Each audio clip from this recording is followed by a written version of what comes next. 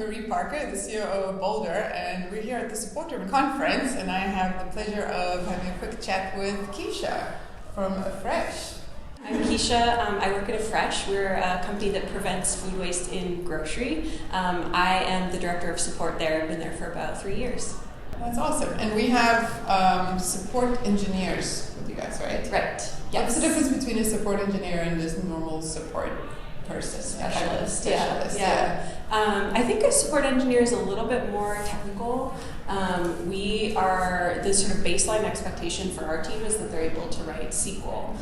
So they have to query databases to look at customer data and try to glean insights of what exactly is going wrong with the app or the product in general. Yeah. What was it that happened within Afresh or within your team that made you think that you need to work with a partner? I was really lucky when I first started at Afresh. There was no support team.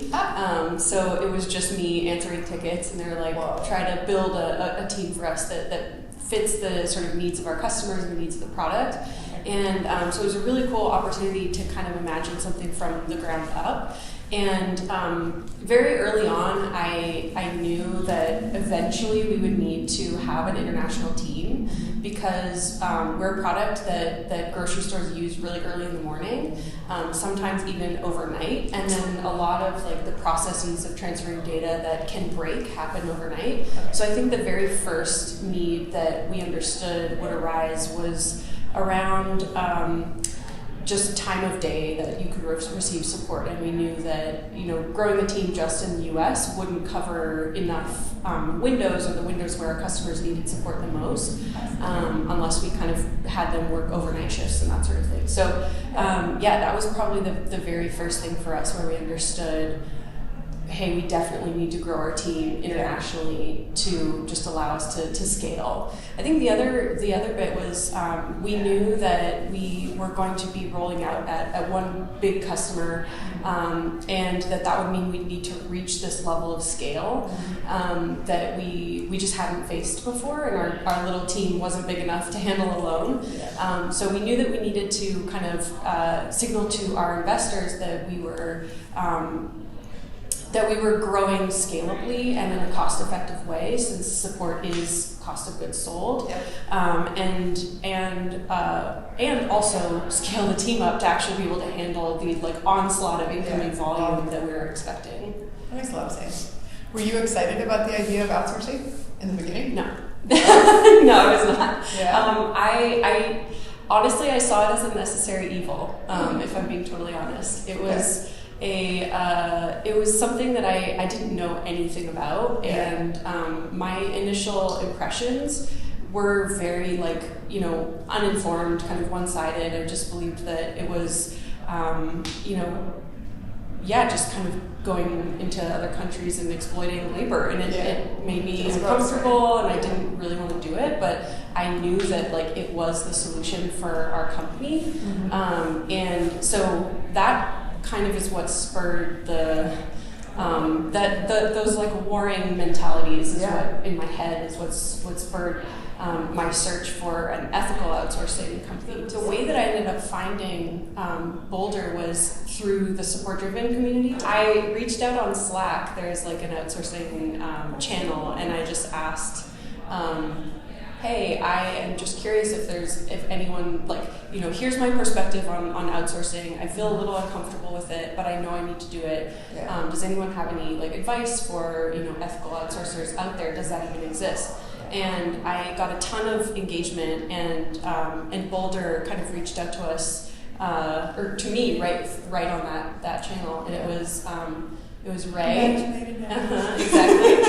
And it was really cool. It was a perfect, it was the perfect connection that I needed to make at that moment. And I can recall the first interaction with the Boldr team was with David and with Ray in a video call, and it was hey, we're a mission-driven company. We want to work with a mission-driven partner. What do you tell us about your values and about your sort of ethics and how you do this? And it felt right away. What's your experience been?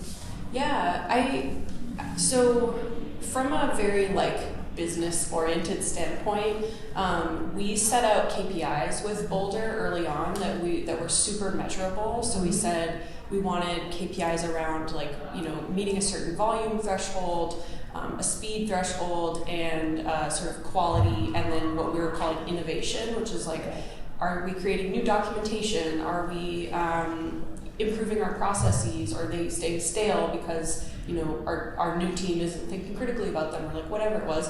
And we wanted to basically be able to prove beyond a reasonable doubt, with data to back up the success of the partnership. And so from that standpoint, you guys blew it out of the water, which is really cool. And it made it a really easy easy to convince the senior leadership at Afresh that this was worth leaning into and worth truly engaging with in terms of a partnership. So that perspective, it was very easy. It was provable. It was objective. But I think further to that, one of the hallmarks of kind of the change here that was brought about by Boldr was that our product is a mission critical product for our customers, so it absolutely has to work on time. Our response times are really fast, and as a result, we knew that we always had to have an on-call rotation for our support team, and they would be on call for 7 days a week, and they would be called most nights. It was on the weekends, everything. It was really intense for them. And we knew that wasn't going to be scalable. And one of the biggest changes from connecting with Boldr was that now you're on call during your shift.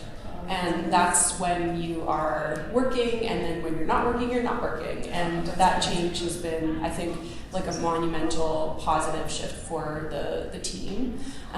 So I would say that's one of the biggest sort of markers of success. And then the last thing I'll say is really, we see them, our Boldr teammates, as being teammates. Mm-hmm. It's not a separate entity that is just, disconnected from us or whatnot. Really, we intertwine our teams, we talk all the time, we are in Zoom calls all the time, problem solving, they do projects with us. We put special care into making sure that they felt like they were part of our organization, working toward the same mission. And I think that really speaks in the quality and the engagement from the team members. And I would love to know your experience or your feedback on what makes a partnership a partnership instead of just a transactional relationship when you try something new out and if it doesn't work out. I think a big part of working with Boldr has been this awareness that if something had gone wrong or if there were challenges, it was super easy to bring it to our Boldr team and say hey, we're not seeing exactly what we want here, especially if we can be articulate in our definition of success, like you were saying earlier.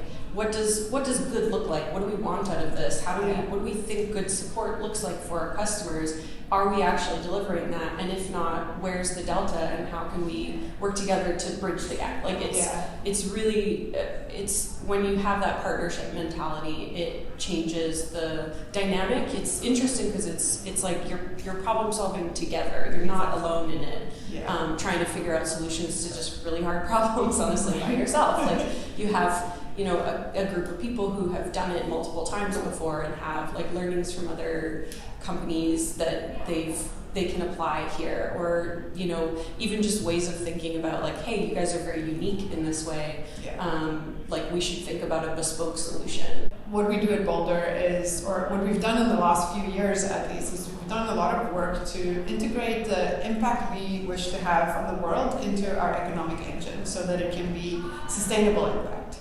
We learned early on in the business that if we have the impact part of what we do just be the community events and the really feel good stuff that we do kind of on the side, that puts it at risk, because at some point it can be excluded from the business model. And so we went down a path to work really hard to define our theory of change and define how is at the core the economic engine of this business making an impact on the world. And a big part of that has been impact sourcing. And I believe that you are one of the clients that have experimented with that with us. Can you talk to me about your experience?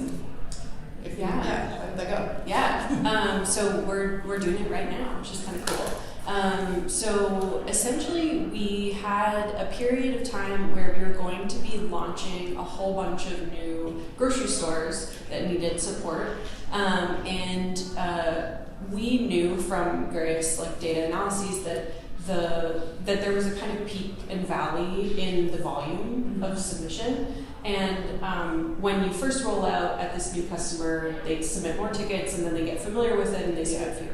So essentially it meant that we would have this like peak moment where we needed extra support that would eventually peter out and we didn't need full-time hires. So we understood, okay, we have this temporary period where we need extra coverage.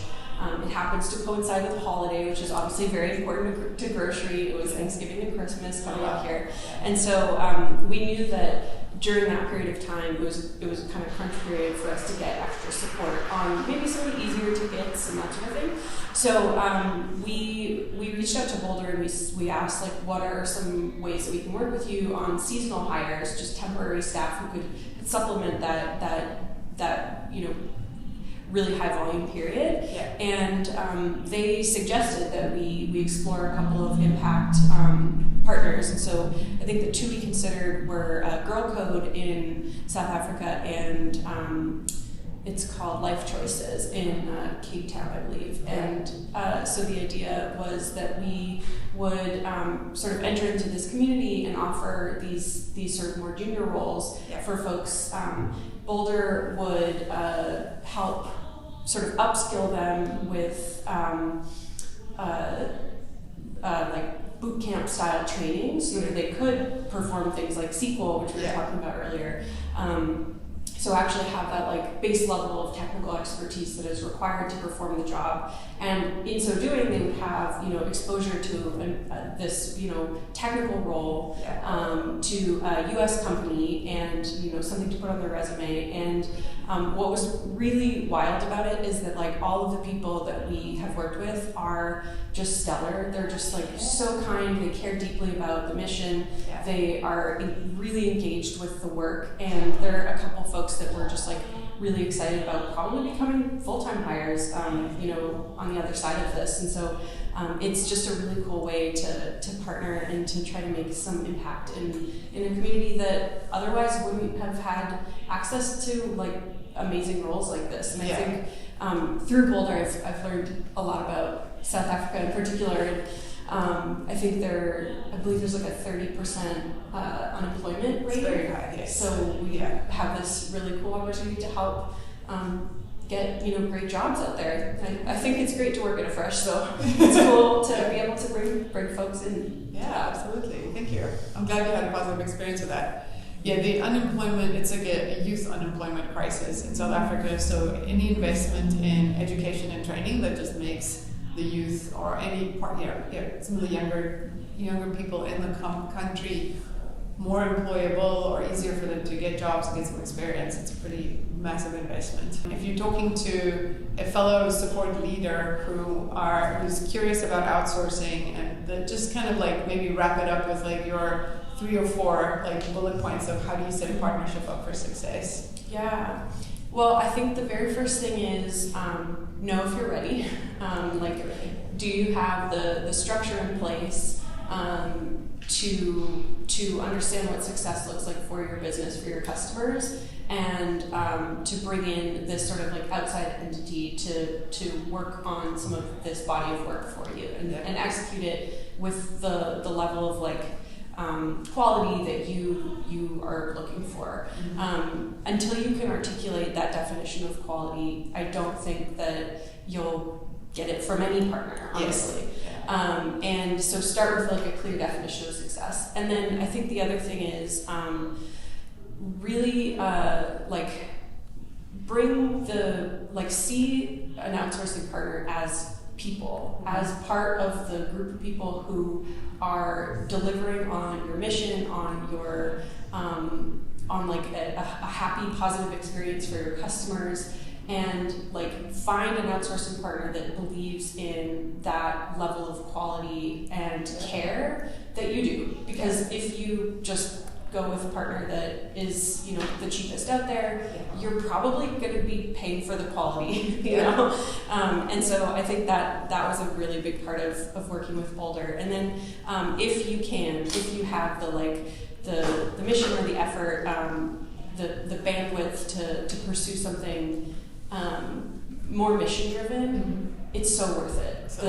You have people who stick around longer, who believe in your mission, who are passionate about your project, who push themselves to do well, they take feedback, they grow. Like it's just a different experience than if it was like a job that you just don't really care about.